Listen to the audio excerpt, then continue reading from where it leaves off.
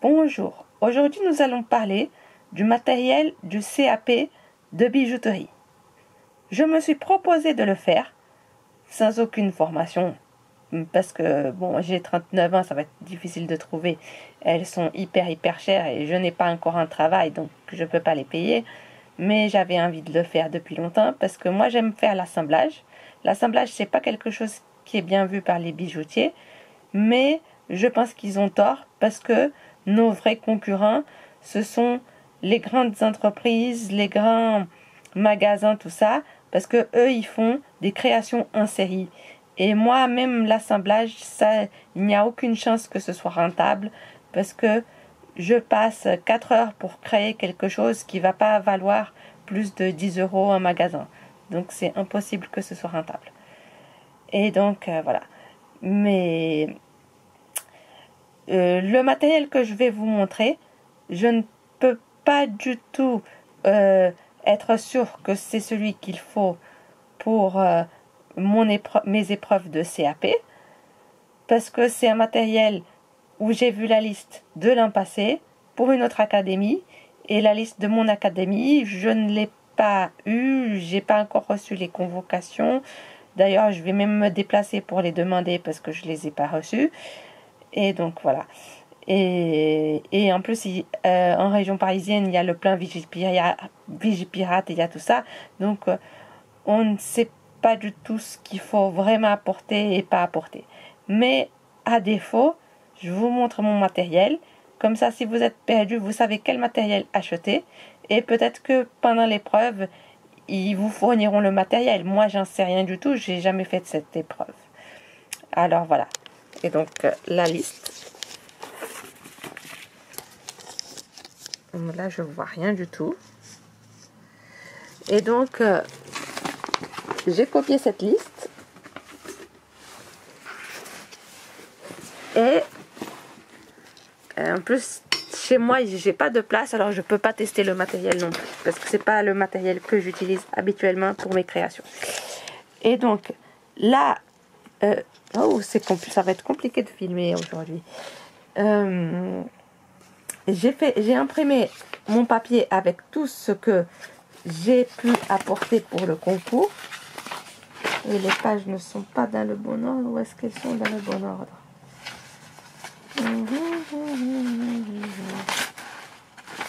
Il y a quelque chose qui... Voilà. Voilà, c'est quelque chose comme ça, les pages. Et donc, voilà.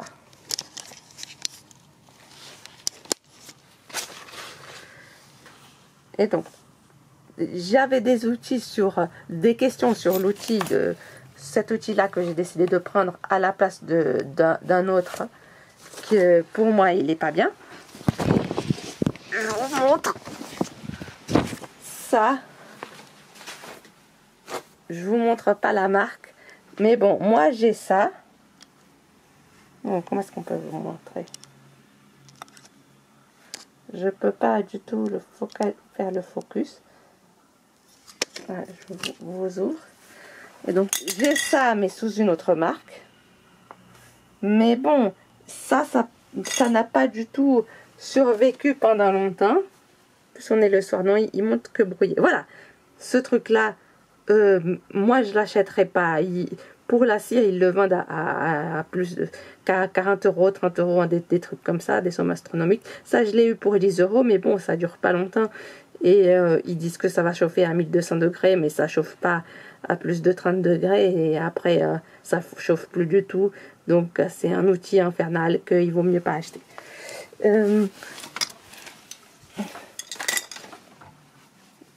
Et donc, à la place, j'ai acheté ça. Un outil de soudure. Mais après, je ne sais pas du tout si ça convient ou si ça convient pas. Donc, je leur ai posé la question. Oh, il a du mal à voir l'idée.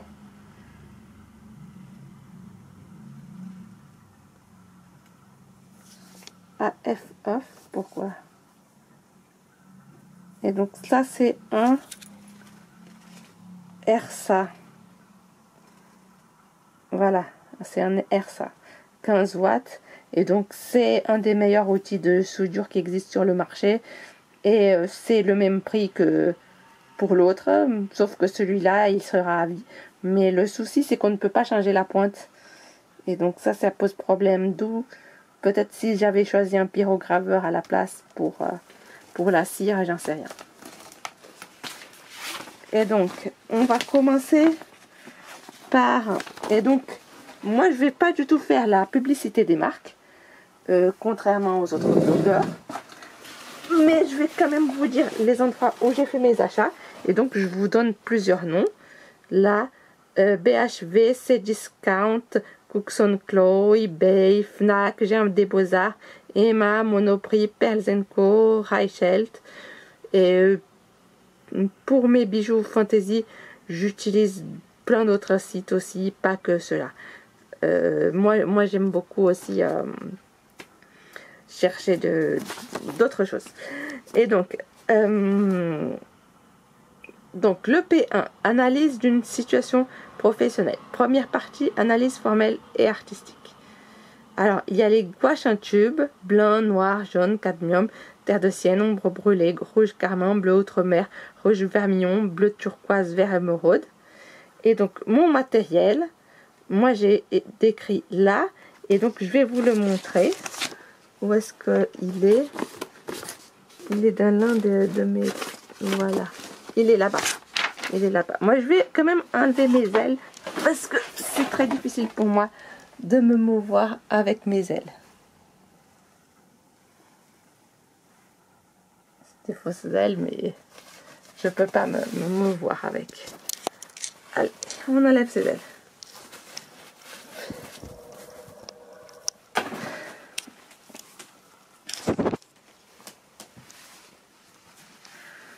Et donc voilà. Et donc ça c'est le matériel de dessin. Et donc j'ai un gobelet. Ça c'est, je crois que ça va être aussi, il n'y a pas que le dessin, hein. Il y a ça. En fait j'ai tout mis ce qui était EP1. Là c'est la calculatrice. Elle est très bien cette calculatrice là. Ça c'est pas à moi, c'est prêté le compas. Mais les mines, moi j'ai racheté des mines. Parce qu'on peut acheter des mines à part, et donc il y a des belles mines parce que je les ai achetées. Donc cette calculatrice elle est très bien, je fais tous mes concours avec. Voilà. Moi pour le CAP, je me suis inscrite à toutes les épreuves parce que d'habitude, moi on me demande jamais mon avis, on me fait refaire tous les cours. Alors que les autres, ils n'ont pas besoin des revers. Mais bon, moi j'ai déjà un Master 1. Voilà. Je fais toutes les épreuves, voilà, c'est comme ça. Après, je ne sais pas si on a des chances en plus de passer. Mais bon, pour les révisions, c'était assez nul. Parce qu'il y avait le Covid, j'avais pas de concentration. Et donc tout ça, ça pèse beaucoup. Elles sont très bonnes, ces gouaches. J'ai pas acheté le doré.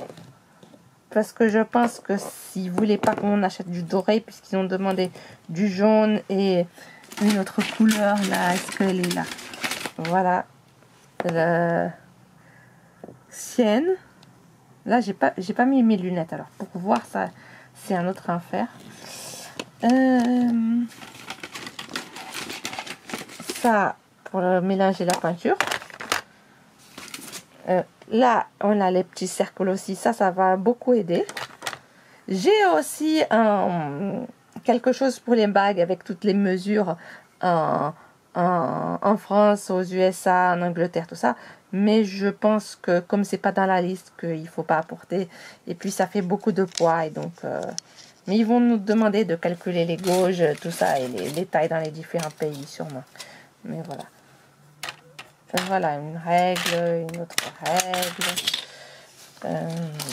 le rapporteur, encore une règle, et après, il y a tout ce qui est crayon, pinceau, tout ça, vous voyez, et là, c'est un... Bon, après, je vous montre ma liste, comme ça, vous saurez ce que j'ai choisi. Mais vraiment, j'adore Caran d'Ache, donc je prends tout cette marque-là. Vous voyez, pinceau. Il y a aussi des... pour des pointes fines. Là, j'ai mis les pointes fines usées parce qu'elles n'étaient pas dans la liste, les pointes fines. Là.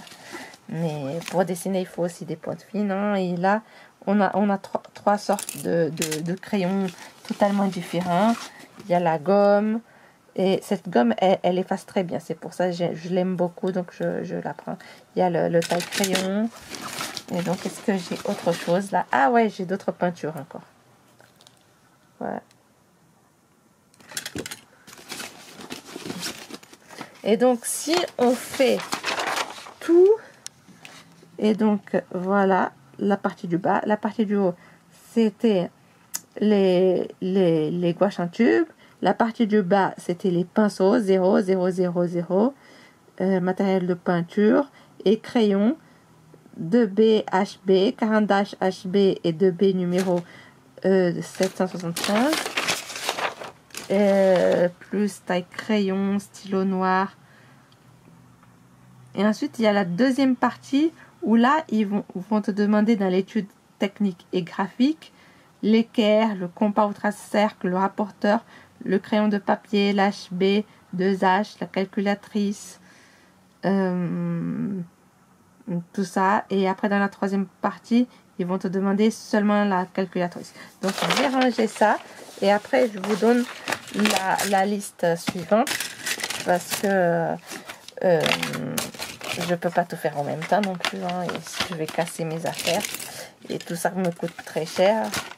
J'ai dû dépenser plus de 500 € dans tout ça, ce matériel. Et donc, ça revient quand même assez cher. Et en plus, j'ai pas acheté la peinture dorée d'un gouache. J'ai tout pris l'argenté parce que je me dis l'argenté noir plus blanc, c'est super moche. Donc, ça va pas du tout passer. Encore le jaune, ça passe pour faire du doré. Mais pour faire de l'argenté... Oui, l'important c'était les pinceaux super fins, mais les pinceaux super fins ça prend pas beaucoup.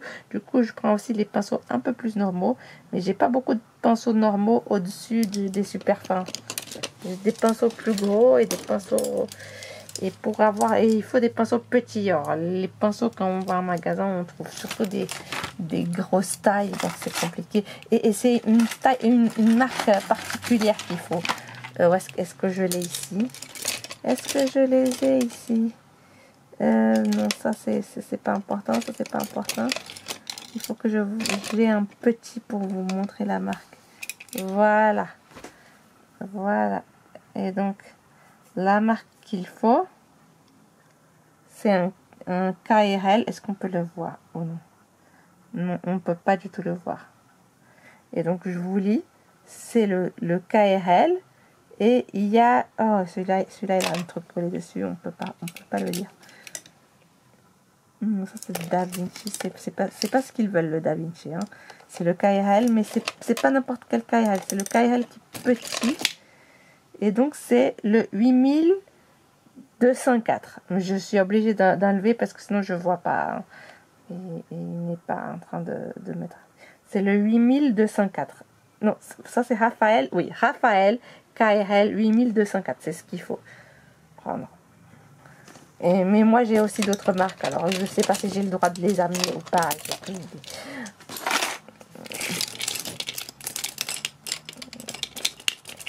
Mais ceux-là ils sont super fins, et donc c'est pas ce qui est plus avantageux pour peindre.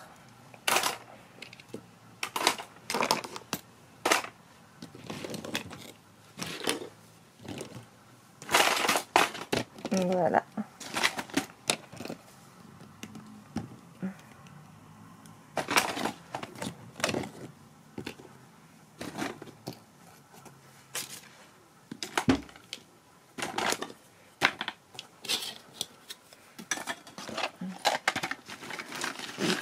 Ensuite, il y a le P2, réalisation technique, première partie, volume technique, modelage. Il y a les limes à cire, le scalpel, l'outil à sculpter la cire, l'outillage courant du bijoutier joaillier, les spatules et outils de modelage. Et donc, ceci c'est mon matériel. Il y a des scalpels, il y a le fer à souder que je vous ai montré avec sa multiprise. Ensuite, il y a les moyens de perçage, fraisage et de traçage. Et il y a mon Dremel. Et donc, il y a ces accessoires dans la boîte à clous, la Workstation 220 sans les clous. Mais si on ramène la partie du bas dans un magasin qui fait des clous, ils vont vous trouver les clous qui rentrent dedans. Et l'étau, j'ai pris aussi un étau agrafe simple, tout ça. Et après, il y a le perçage Dremel. Et le sujet.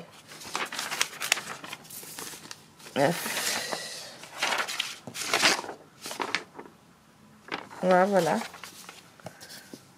Donc il y a les pointes de Dremel, tout ce qui sont les pointes de fraisage, le traçage. Je vais pas ranger. Moi là j'avais aussi pour la peinture le petit, ça c'est pour mettre dessus. J'aime bien mettre ça pour protéger les vêtements. Voilà. Et voilà. Et après, dans la deuxième partie, il y a la réalisation. Et donc, mon matériel, il y a un manche de gym qui sert à rien. Sinon, les Bruxelles, ça me sert à rien du tout. Je sais pas pourquoi est-ce qu'ils les utilisent. Moi, j'utilise, c'est un autre accessoire. Je vais vous montrer, c'est ce Bed Smith Perfect Positioner. C'est ça que j'utilise, moi, pour placer les petits trucs qui brillent.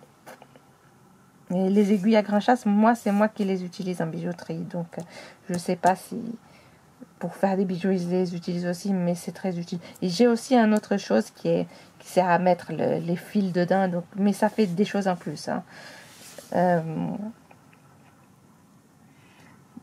Voilà.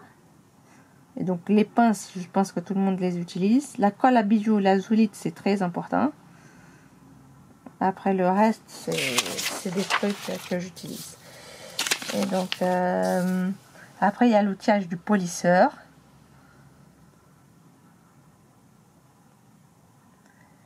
Avec les limes, plus de Dremel, tout ça.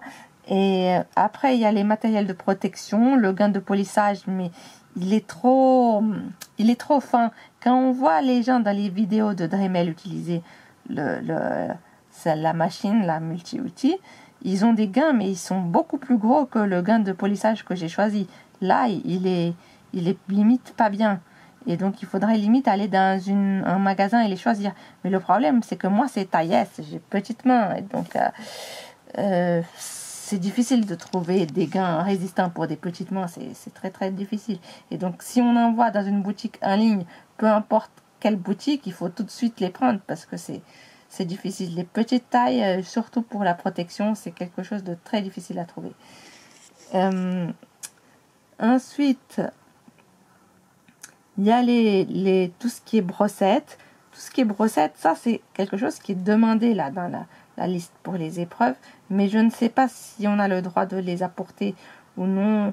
Après, on va voir avec ce plan Vigipirate, tout ça. Ou si on ne va pas du tout me donner l'information. Dans ce cas, ça va être très compliqué, quoi. Parce que j'ai pas envie qu'on me confisque 500 € de matériel. Parce que je les ai achetés pour les épreuves. C'est compliqué, hein. Et après, il y a tout ce qui est polissage, ce sont les pointes polisseuses. Là. Pour moi, c'est des feutres, j'appellerais ça des feutres, mais bon. Et là c'est la même chose. Donc, après, je passe à l'autre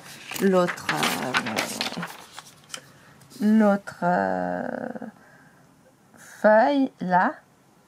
En ce qui concerne le fil de Jaconas, le fil de lin, déjà acheté dans une boutique qui vend du matériel pour la bijouterie, c'est trop cher pour nous, ça vaut pas la peine. Moi, après, j'ai vu, ils en vendent dans eBay des trucs bien pas chers. Moi, je pense que c'est plutôt un truc à 5 € qu'il vaut mieux acheter qu'un truc super cher. Alors, le fil de Jaconas, j'ai pas pris parce qu'un fil qui coûte 90 €, alors que bon, tu achètes une bobine de fil à 1 €, c'est du n'importe quoi là. Et voilà. Mais donc j'essaie de faire un petit peu d'économie, mais pas trop. J'ai acheté le fil de lin quand même en boutique, mais je pense qu'il vaut mieux acheter du n'importe quoi, même si c'est pas du lin, mais qui soit écrit fil à polir. Et puis voilà, un truc à 5 euros. C'est juste une épreuve, hein. Personne ne va vous tuer si vous n'avez pas le fil officiel qui coûte 90 euros, plus l'autre fil qui coûte 30, 40 euros, 50 euros. Donc si vous prenez un truc à 5 euros, ça ira. Moi j'ai pris un truc moyennement cher et un truc pas cher. Mais moi je pense que moi je conseillerais pas de prendre des trucs super chers comme ça. Ça vaut pas la peine, c'est des fils quoi.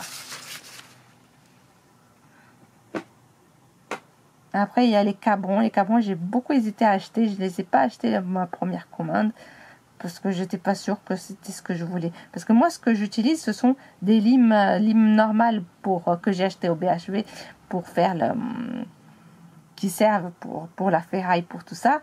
Et donc, c'est robuste. Et là, j'ai acheté d'autres limes mais celles que je vais utiliser pour les épreuves, ce sont des limes en bois. C'est un peu moins robuste. Mais bon, ça revient au même. Et c'est les mêmes limes, ça allume quoi. Donc c'est pas vraiment le matériel que j'utilise, même pas du tout. Hein. Même pour le polissage, c'est pas du tout ce que j'utilise. Hein. Et donc voilà, et donc l'outil de soudure, la multiprise que j'ai beaucoup réfléchi. Il me faut une multiprise parce qu'il y a ce bouton là qui est important. Et donc il y a ces petits trucs là. Ça c'est bien quand tu as la tablette pour dessiner pas cher. Là c'est pour reposer le truc, donc c'est super lourd. Mais il y a des trucs qui sont beaucoup plus lourds que ça. Hein. Et donc est-ce que là il y a autre chose? Non, là il n'y a rien d'autre. Donc là on repose le matériel. Et donc dans les trucs plus lourds, il y a ça. Ça a l'air magnifique. C'est l'étau agrafe acier.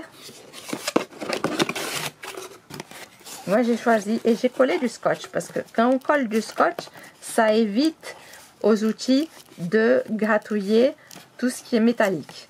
Après pour la cire, j'en sais rien. Si ça peut tenir un bout de cire, je ne sais pas. La consistance de la cire, je la connais pas, qu'on va avoir à l'épreuve. Mais ça c'est quelque chose qui va durer toute la vie. Alors j'ai pas pris une option où ça tourne parce que j'ai vu les gens ils ont dit ah ça casse. Donc j'ai pris un truc qui tourne pas. Mais qui en principe devrait résister assez bien à l'usure et au temps.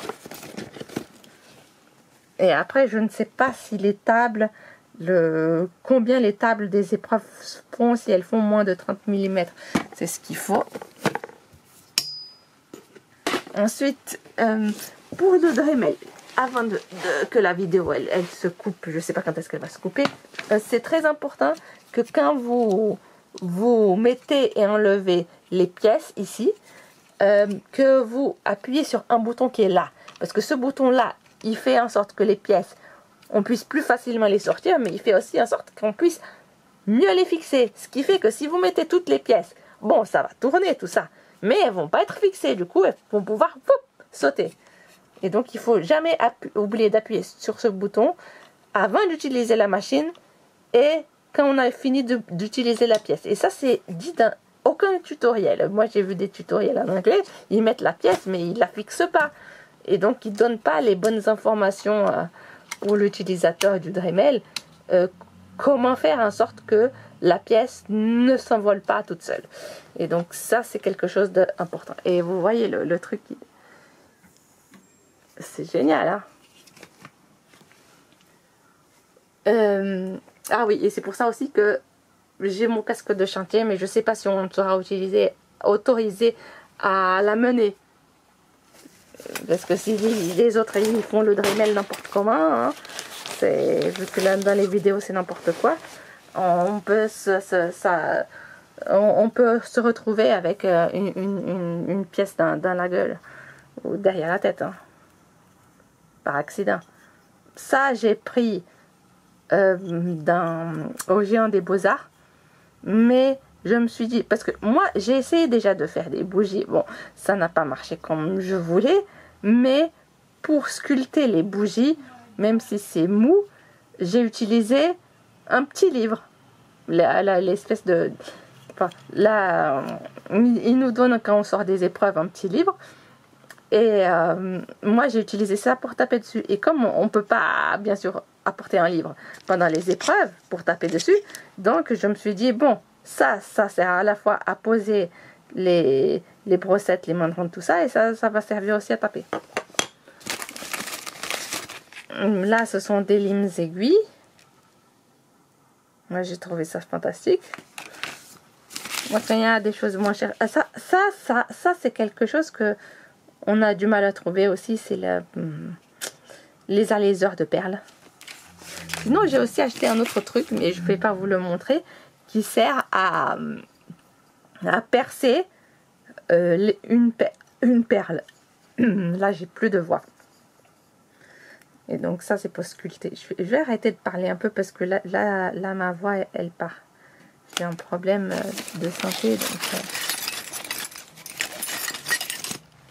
donc...